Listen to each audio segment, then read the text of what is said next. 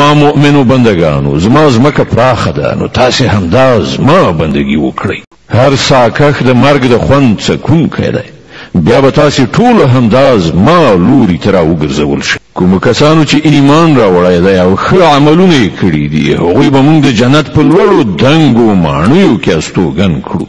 چې تر هغو لاندې به ویالې بهیږي هلته به هغوی د تل لپاره اوسیږي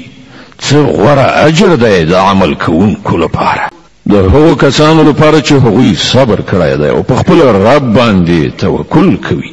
څومره ژوندي ساکخان دي چې خپل روزي په شا بار کړې نه ګرځي الله هغوی ته روزي ورکوي او ستاسې روزي رسانه همغه دی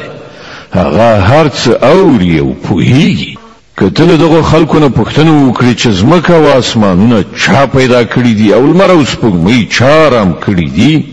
نو ارومرو به ووایي چې الله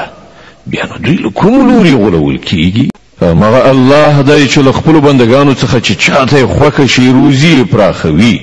او چاته یې چې خوښه شي تنګوي